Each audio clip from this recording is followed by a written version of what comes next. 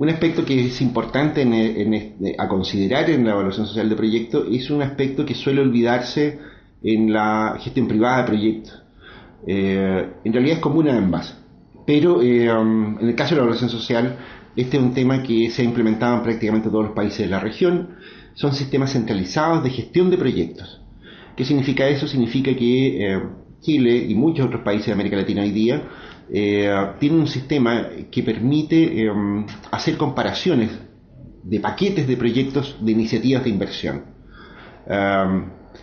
Uno se podría preguntar a priori, bueno, si la evaluación social, al igual que la privada, genera un indicador de rentabilidad, ¿por qué no hacer todos aquellos proyectos cuyo indicador de rentabilidad de un valor positivo? Bueno, la razón, ¿no es cierto?, es que en la práctica el BAN positivo significa que supone un montón de cosas detrás. En principio, independencia de proyectos, por ejemplo. El BAN, ya lo vamos a ver también con más detalle más adelante, pero el BAN es aditivo y eso permite evaluar proyectos y sumar, si se quiere, BAN de distintos proyectos para obtener una agregación de riqueza total por una cartera de proyectos. Sin embargo, en ocasiones ocurre que los proyectos no son independientes unos de otros, es decir, el BAN no es aditivo porque hay una vinculación entre los proyectos. Un ejemplo obvio de este asunto podría ser, por ejemplo, la construcción de un túnel y la construcción de una carretera. Es evidente que la rentabilidad de la carretera no es independiente de la rentabilidad del túnel. La carretera sin túnel tiene una rentabilidad social menor que el caso de un túnel que ahorre, por ejemplo, una distancia significativa en kilómetros. Pero la construcción de un túnel en una carretera que tenga un estándar muy insuficiente, muy bajo, tampoco va a tener la rentabilidad necesaria, ¿no es cierto?, si es que la carretera no está en condiciones de proporcionar el flujo vehicular que justifique la construcción de un túnel.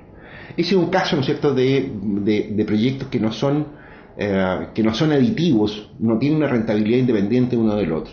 Y eso suele ocurrir en la administración pública. Esa es una razón importante por la cual el BAN de manera aislada no puede ser un indicador por sí mismo de rentabilidad. Una segunda razón tiene que ver con las restricciones financieras. BAN positivo, uno diría, mire, si tiene la plata, haga el proyecto.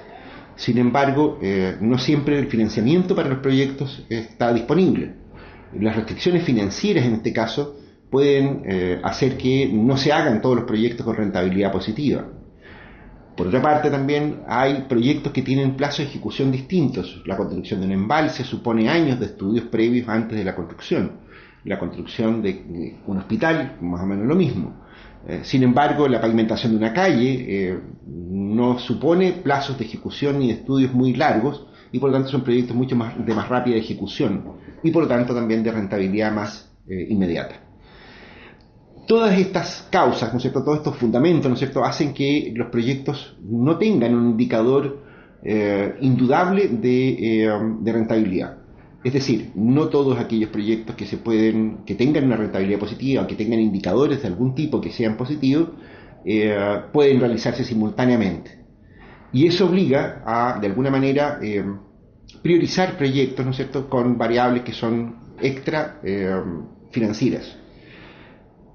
Por esa razón, todos los sistemas de inversión están centralizados. Y de hecho, la contrapartida es también cierta. La descentralización de los recursos para inversión, el fraccionamiento del presupuesto de inversiones, supone costos de eficiencia, esencialmente. Y eso es una razón importante para evitar un poco la división del presupuesto para inversión. En el caso chileno, esta centralización, esta necesidad de centralización de los recursos para inversión da origen a lo que se conoce como el Sistema Nacional de Inversiones, que tiene un conjunto de normas, procedimientos, reglas, leyes, están incorporadas de hecho a las leyes de administración financiera del Estado, el Sistema Nacional de Inversiones, y además una serie de pautas y finalmente, ¿no es cierto?, un sistema nacional que permite centralizar todas las iniciativas de inversión. El sistema se conoce como el Banco Integrado de Proyectos, es el BIP, y este Banco Integrado de Proyectos está en línea y eso permite que los proyectos puedan ser evaluados y priorizados de manera conjunta en la ley de presupuestos.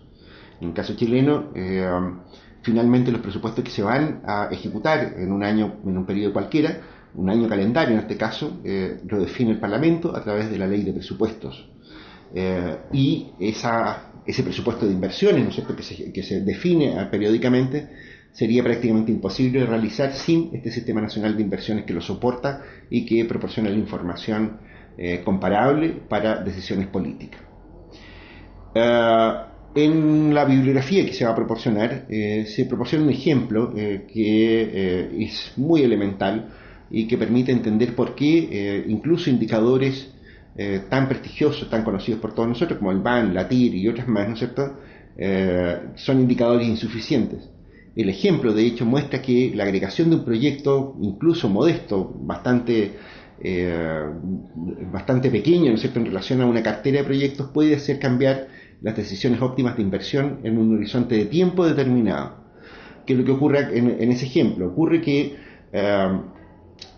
si nosotros tenemos una restricción para financiar proyectos, ¿no es cierto?, puede resultar más conveniente financiar proyectos más baratos, más pequeños, ¿no es cierto?, pero de maduración más rápida, para poder hacer proyectos en periodos sucesivos, ¿no es cierto?, una vez que se han obtenido los flujos de caja que permiten, ¿no es cierto?, reinvertir los recursos. En definitiva, ¿no es cierto?, la incorporación de un elemento dinámico, es decir, el hecho de que tengamos un presupuesto que se define periódicamente, agrega una variable que no lo captura ningún indicador. Lo que estamos diciendo con eso, en definitiva, es que no hay indicadores suficientes para definir la decisión de inversión. Eso obliga a la realización periódica de un ejercicio de priorización de proyectos en que los indicadores de rentabilidad son un antecedente más. Normalmente este tipo de problemas se resuelven en la administración privada por métodos de programación lineal, ¿no es cierto?, en la cual se optimiza una función objetivo, pero sujeto a muchas más variables que la sola restricción financiera, que es implícitamente lo que suponen los indicadores de rentabilidad financiera de proyectos, como el caso del BAN, la TIR y otros que nosotros podamos encontrar en el camino. Por lo tanto, este aspecto es un tema que se va a encontrar en todos los países del mundo. De alguna manera, el cálculo y la evaluación de proyectos, ¿no es cierto?, lleva a obtener una serie de indicadores de rentabilidad que no van a ser suficientes y que van a tener que llegar a dar a un sistema centralizado en el cual las decisiones de priorización finalmente van a ser decisiones políticas, si se quiere. No son solamente un mero problema de programación lineal, de maximización de la función objetivo, sino que además se incorporan otro tipo de variables. En la decisión de proyectos de inversión social, tal como lo comentábamos antes, intervienen, si se quiere, ¿no es cierto?, en las decisiones de inversión finalmente, aspectos que son políticos y aspectos que son éticos. De manera tal de que, como digo, los indicadores de rentabilidad de proyectos no son los únicos ni son suficientes para definir la cartera priorizada de inversión.